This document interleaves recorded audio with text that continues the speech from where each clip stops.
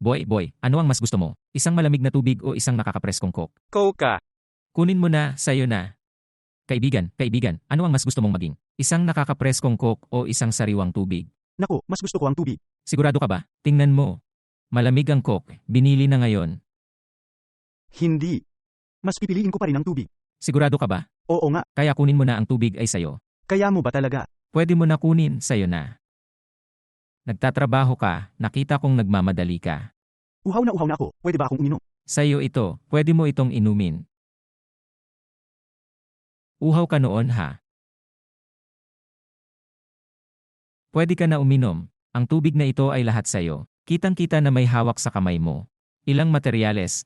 Nagtatrabaho ka dito, ano ang ginagawa mo? Salamat sa tubig, kasi Imagine mo na lang. tuyo na ang bote ko, walang laman. Oo, maghintay. Hayaan mo akong maunawaan. Gaano katagal ka pa hindi nakakainom ng tubig? Since anong oras na ba? So, tinanong mo ako tungkol dito. Sila ang aking mga materyales sa pagtatrabaho. Nagtatrabaho ako dito sa kalye na ito, naglilinis ng mga kotse, ang mga windshield. Oh, nagets ko na. So, nagdadala ka ba ng tubig mo sa bahay? Oo nga, dala ko at pagtapos na, minsan nakukuha ko sa bar. Pero nandito ako buong araw, di ba, tulad ng tanong mo sa akin. Anong oras ka nagsimula? Pumupunta ako dito ng alas 7 ng umaga. Teka, alas 4 na ngayon ng hapon, wala ka pa bang tubig hanggang ngayon? Ay. Ngayon hindi ko kaya. Ganito ang masamang panahon, umulan ngayon lang, ngayon ay nagbubuhos. Nagsara na ang mga bar, kaya hindi na ako nakakuha pa ng tubig para makakuha. Naiintindihan ko. At sabihin mo sa akin, ginagawa mo lang ba yan o may ibang propesyon ka? Gusto mo ba talagang malaman ang kwento ko? Kung gusto mo, gusto kong malaman o. Ay. Engineer ako noon, alam mo ba? Teka, dati kang engineer at ngayon ay nagtatrabaho ka na bilang windshield wiper. Oo nga, dahil nawalan ako ng trabaho.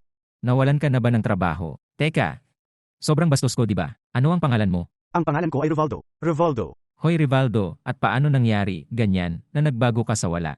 Sabi mo malakas ang story mo, yun ba yun? Tingnan mo, nagbago ang kwento ko, parang, lahat nung naaksidente ako, alam mo ba? Oh my God, naaksidente ka ba? Tumawid ako sa kalye at may dumaan na biker at pinabagsak niya ako sa lupa, ni hindi niya ako tinulungan, ni hindi niya ako tinanggap. Oh my God. Ayan na. Ayan na. Tulad nito. Binura ko na diba? Paggising ko talaga, nag-iisa na ako sa ospital. Tapos may cast ang leg ko. Ang braso sa isang cast. Pero ang pinakamalaking problema ay nahuli nito ang gulugad ko nung nahulog ako, alam mo ba? Naiintindihan ko, at naging hadlang ba sa'yo ang kolum na ito? Nakapagpatuloy ka ba bilang engineer? May natanggap ka bang compensation, ganyan, para makatulong sa'yo? Doon, tulad nito. Kasama ang aksidente. Ang naaalala ko ay, na-ospital ako at isang ginang. Na dumaan sa kalye, sino ang tumawag ng ambulansya? Lahat. Kasi yung biker, umalis na, alam mo ba? Teka, wala namang ginawa yung taong nagtakbuhan sa'yo. Wala naman siyang ginawa. Ano na nga ba? Masyado na akong nagtagal. Na-hospital na. At kasama niyan, ang kumpanya. Nagbigay ng walang tulong. Inabandona ka ng kumpanya nang kailangan mo ito ng husto. Walang tulong. At saka, alam mo, kailangan kong bayaran ang lahat. Lahat ng kaya ko sa aksidenteng ito, lahat. Sa wakas. Lahat, di ba? Matagal na akong wala at nawalan ako ng trabaho tapos kinailangan ko maghanap ka ng gagawin, di ba? At saka lagi akong dumadaan dito, alam mo, kapag maayos ako, dala ang kotse ko. At saka ko kausapin lahat ng mga lalaking naglilinis dito. Ang mga windshield. At sila, hoy, ito dito ay ibinigay nila ito sa akin. Ibinigay nila sa akin ang tela na ito, binigyan nila ako ng cleaner na ito. Tapos pinili nila kung ano ang spot para sa akin na pwede kong manatili. Ah, so nakuha mo ang tulong ng mga taong dating naglilinis ng kotse mo. Oo nga, kasi madalas ko silang kausapin nung dumaan ako, binigyan ko sila ng konting pera. At pagkatapos ay makikita mo kung ano ang buhay, tama? Naiintindihan ko. Tapos dumating ako dito isang araw at Ang karibal. Ano ang pamilya mo sa sitwasyong iyon? Ng pagbabago, di ba? Bilang isang engineer, bigla kang kumita ng mas mababa, di ba? Naniniwala ako. oo nga, napaka-drastic ng pagbabago, alam mo, sa pamilya ko, kasi May anak ka ba? 3 ang anak ko. 3 anak. May asawa na ako, may 3 anak ako at napakahirap ng sitwasyon ngayon, alam mo ba? Kasi hindi ko kaya. Na tulad ngayon, halos wala akong makuha dito sa labas. Oh my God. Minsan kumikita ako ng ilang barya, 50 sentimo, $1, at pagkatapos ay pinagsasama-sama nito ang lahat ng ito na nakukuha ko, dahil wala akong makuhang tulong ng iba, ganyan, kaya nahihirapan tayo, alam mo. Asawa ko, mga anak ko. Ang karibal. Gusto ko pa malaman ang kwento mo. Gusto mong umupo doon sa tabi ko, mag-uusap tayo, gusto ko. Nagustuhan ko ang story mo, sorry 'di ba? Sa lahat ng pinagdaanan mo. Kung gusto mo ito, para palabasin, bilangin mo na, ano ang nangyari? Damman, maraming salamat sa nakikita mo. Minsan gusto nating makinig sa isang tao at sabihin ang lahat ng ito sa isang tao din. Walang makikinig, kung mayroon kang oras na iyon upang makinig sa akin. Nandito ako handang makinig sa kwento mo, 'di ba? Tara na nga. Rivaldo, una sa lahat gusto kong sabihin na ako ay lubhang na-touch sa iyong kwento. Nakikita ko na warrior ka, 'di ba? Hindi lahat ng tao ay dumadaan sa pinagdaanan mo at nasa labas na nakikipaglaban. Pero sabihin mo sa akin, may nanay ka, may kapatid. Kumusta naman ang pamilya mo bukod sa asawa at mga anak mo? Oo nga pare. Pamilya, alam mo naman kung ano ang pakiramdam, di ba? Isang sandali na ayos ka na, nasa paligid mo na ang lahat, lahat. Ang kanyang pamilya ay napaka. Present ba ito sa buhay mo? Sapat na ang lahat. Lalo na ang nanay ko. Meron na ako. 3 magkakapatid, di ba? At ang mommy ko. Buhay ba ang nanay mo? Kasama mo ba ang nanay mo? Hindi, pumanaw ang aking ina. Hindi ko na po nasabi na. Talaga. Mga 12 taong gulang na ito. 12 taon. Napaka-present ba ng nanay mo sa buhay mo? Oo nga. Tingnan mo. Dumadaan sa pinagdadaanan ko ngayon, kung buhay pa siya, sigurado siyang. Alamin ang pagtulong sa aking asawa. Pagtulong sa kanya sa mga anak ko. Pagpapahiram ng tulong. Medyo malaki sa lahat ng yan. Kailangan namin ito, alam mo? So miss mo na ang nanay mo. Siya ay lubhang na-miss. Pasensya na, nakita mo. Muli. At may sasabihin ako sa'yo. Anong message ang iiwan mo ng ganyan? Kausapin mo ang nanay mo ng ganyan. Sorry kung nagiging emosyonal ka, di ba? Nakita ko na medyo naantig ka sa pag-uusap tungkol sa paksang ito. Isang mensahe sa aking ina. Ay,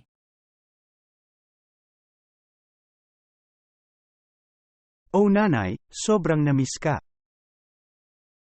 Mahal na mahal kita. tingnan mo. Sigurado ako kung nasaan man ang nanay mo, Rivaldo. Sobrang proud siya sa'yo. Tingnan mo, napaka-proud. At napagtanto ko na ang pag-uusap tungkol sa iyong ina ay talagang gumagalaw sa'yo, di ba? Thrills ka ba? Pasensya na naman, nakita kong naging emosyonal ka. Rivaldo, sabihin mo sa akin, ikaw, kailan ka ba huling Anong oras ka kumain ngayon? Nagkakape lang ako, ganyan. Maaga pala, Ano ba ang kinuha mo? Ano ba ang kinain mo sa umaga? Kape lang ba? isang babae dito. Na laging nasa paligid. At sino ang nakakakita sa akin dito? Siya. Dumaan sa isang lugar dito.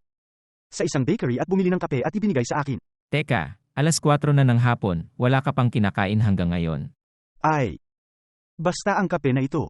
Rivaldo, gagawin ko ang mga sumusunod sa'yo. Gusto ko pa malaman ang kwento mo. Gawin natin ito. Tutulong ako sa'yo. At bilang kapalit, ikwento mo pa sa akin ang iyong kwento. Tatanggapin mo ba ang tulong ko? Ngunit hindi mo kailangang. May point ako. Ayaw kong makahadlang sa iyo. Binigyan mo na ako ng tubig. Wala na akong ibang kailangan. Hindi ito hadlang sa akin sa lahat. May point ako. Sobrang naantig ako sa kwento niya. Ito ang ginagawa mo, nagtitiwala ka ba sa akin? Oo nga. O, hihilingin ko sa'yo na maghintay dito at may sasabihin ako sa'yo. Babalik ako maya-maya. At ang buhay mo ngayon magbabago. Okay, Pag-endorso. Hihintayin kita kung gayon. Rivaldo, o, para sa'yo. Hindi mo kailangan yan, no? Ito ay para sa'yo, gumawa ng isang punto. Hindi, binigyan mo na ako ng tubig, umupo ka na dito para kausapin ako. Ang dami mo nang nagawa, ako. Hindi mo kailangan yan, salamat mula sa kaibuturan ng puso ko. Hindi, kulang na kulang ito. Nakukuha ko pa rin ang lahat ng nararapat sa'yo. May punto ako. Naku, sasamahan kita, okay. Naku, sabay tayo sa merienda at ikwento mo pa sa akin ang kwento mo. Galing sa puso yan. Makakakuha ba talaga ako nito? Siyempre, sa'yo ito. Binili kita ng merienda na ito. Tama. Naku, kakain din ako ng akin dito. Pag-endorso. Rivaldo, may ikwento ka. Naisip mo ba na ngayon ay nandito ka, kumakain ng merienda, tumatanggap ng tulong, nagkukwento? Hindi ko naisip. Marami ka nang naitulong sa akin. Ikaw ay isang anghel na nagpakita sa buhay ko ngayon. Naantig ako ng husto sa kwento mo at sinigurado kong tutulungan kita. Magsabi ka ng kahit ano. Hindi maganda, di ba? Bakit mo ba binabalot? Bakit hindi mo nagustuhan? Bumibili ako ng isa pa. Hindi, masarap. Nag-iipon pa nga ako na dadalhin ko sa anak ko. Hindi ito. Tingnan mo, salamat. Ayos na ito sa akin. Itatago ko na lang at dadalhin ko na sa kanya. Lahat sila doon ay hindi kumakain. Dinadala ko sa kanya, ang kinain ko ay masarap na para sa akin. Binili kita ng isa pa, tingnan mo dito. Bumili ako ng isa pa na para sa anak mo. Pwede ka kumain ng gusto mo, binili ko na ito, iniisip ko na iuwi mo na pwede mo na dalhin sa mga anak mo, huwag ka mag-alala, tingnan mo. Seryoso? Tama na. Oh, dito na. Meron pa sa loob. Maraming salamat po talaga, talagang. Wow! Magpahinga ka na, at sabihin ang isang bagay. Rivaldo, magkano ang kinita mo ngayon sa paggawa ng trabahong ito sa paglilinis ng windshield? 50 sentimo. 50 sentimo. Oo nga pero ako. Nagkaroon na ako ng.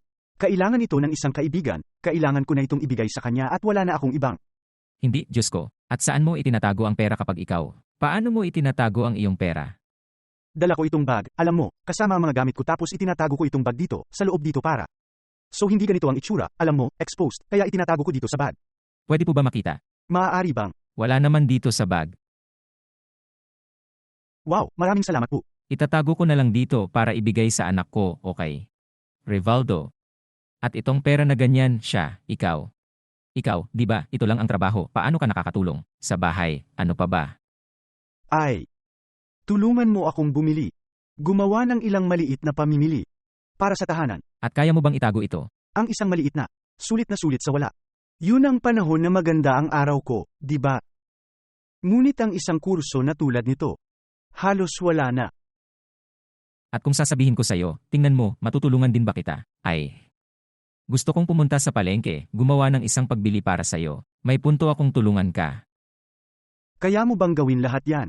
Tingnan mo. Hindi, ako ang bibili nito, pupunta tayo sa palengke, okay? Para matulungan ka, para dalhin mo sa bahay mo. Ang pera na yon. Pero naantig ako sa kwento niya. Nakakaantig ang mga kwento mo, kaya ganyan na ang nararamdaman ko sa iyo, kaibigan. At, ano pa ba ang kailangan mo ng ganyan? O kung ganyan ang usapan mo, tingnan mo kailangan ko. Ang isang bagay na naging hadlang sa akin ng maraming trabaho, mula sa pagbalik sa trabaho, ay ang problema sa aking gulugod dahil sa aksidente. Alam mo, ang problema na naging sanhi. Naapektuhan ba nito ang iyong gulugod? Oo nga, hindi ko na kaya ngayon. Pagdadala ng masyadong maraming timbang, exerting masyadong mabigat, pisikal na pagsisikap. At pagkatapos ay kailangan kong magpa-opera, alam mo. Para magawa mo na. Improve at kaya ko. Balik ka na sa trabaho sa ibang bagay. Rivaldo, ito ang bagay. Kung sasabihin ko sa iyo na ang lahat ng ito dito, nagkaroon ako ng intensyon na mapalapit sa iyo. Huwag ka nang magalit, sumali ka sa isang social experiment dito. Eksperimentong panlipunan? Ano po ba yun? Social eksperimento ay isang proyekto na pumunta kami out pagtatala ng mga tao upang matugunan ang mga taong may mabuting puso. At kahit papaano ay tinutulungan natin ang mga taong ito, ngayon ay may punto akong tulungan ka. Pag-endorso. May maliit na sorpresa doon para sa'yo. Diyos ko, hindi. Walang binata, hindi. Tingnan mo ito. Tingnan mo, may sapat na makakatulong sa'yo, sana. Matagal na rin kasi akong hindi nakakita ng ganito kalaking pera. Pero hindi pa sapat yon, di ba? Marami pa akong gustong ibigay sa'yo, pero gusto ko ring sabihin sa'yo, Rivaldo, na meron kami ng team ko, may partnership kami sa mga clinic at hospitals. At tutulong din kami sa operasyon mo, tulungan mo ang gulugod mo, yung pera doon. Malakas ang kwento niya, kaya maliit pa siya. Pero sana makatulong siya, pwedeng magbigay ng magandang push na ganito, ng turn sa buhay mo, makatulong sa pamilya mo. At pupunta na tayo sa palengke ngayon, tingnan mo ba? Damn it, hindi mo ito kailangan. Naantig ako ng husto sa kwento mo. Maraming salamat po talaga. Maraming salamat po. Maraming salamat po talaga. Nadoble ang nakukuha mo sa ginagawa mo sa akin. Wow! Salamat po sa inyo. Maraming magagandang bagay sa buhay mo.